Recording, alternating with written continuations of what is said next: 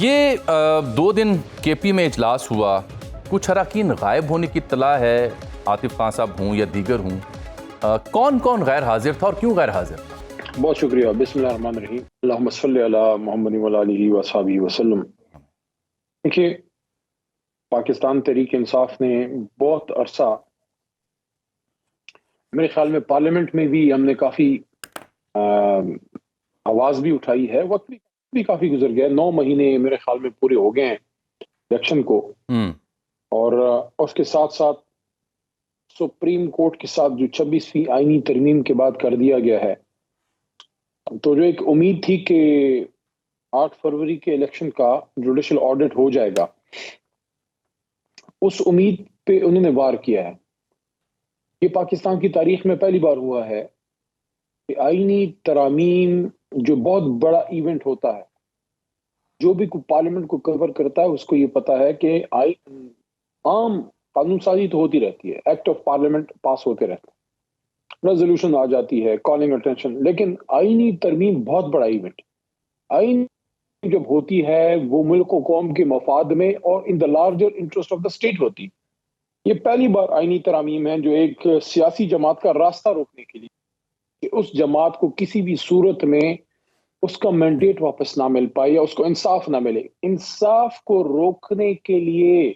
آئینی ترامیم کی گئی اور سپریم کورٹ پہ وار کیا گیا تاکہ چیف جسٹس جو بھی بنتا ہے وہ سینئر موسٹ نہ ہو، اگر بن بھی جائے اس کے پاس سو موٹو نہ ہو، اور اس کے ساتھ ساتھ آئینی بینچ بنا دو تاکہ چیزیں تقسیم ہو جائیں اور یہ بات کسی بھی طرف نہ لگے۔ اب ہمارے پاس ایک ہی راستہ رہ گیا، وہ ہے احتجاج کا۔ اس طرف آتے ہیں۔ اب احتجاج آپ نے ابتدائیہ میں رکھا کہ اچانک ہو گیا یا جو ہے اس کی پلاننگ نہیں تھی، میں دونوں باتیں سے ایگری نہیں کرتا۔ ہاں، ہو سکتا ہے عمران خان صاحب نے یہ جو ڈیٹ 24 نومبر کی دی ہے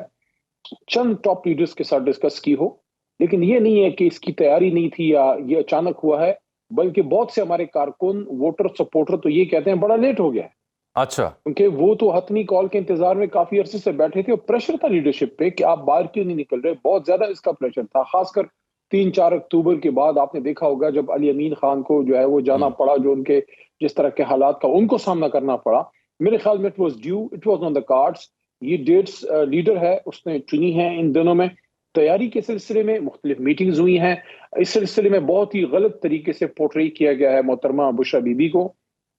کیسے ایز اے خاتون اول فارمر یا نہیں، کیسے غلط کیسے غلط کیا گیا؟ کیونکہ رپورٹس تو ہیں کہ پردے کے پیچھے سے انہوں نے خطاب کیا، میں نے کچھ رپورٹر سے وہاں پہ آپ کی قیادت سے بات بھی کی، and they were of the view کہ انہوں نے کہا کہ میں سیاست میں نہیں آنا چاہتی لیکن مجبوری ہے کہ میں خان کا پیغام آپ تک پہنچا رہی ہوں۔ تو یہ تو سیاست ہی ہے نا کہ اگر وہ ایک سیاسی معاملے پہ ایک احتجاج کے اوپر بات کر رہی ہیں، چاہے ظاہری بات ہے ان کا اپنا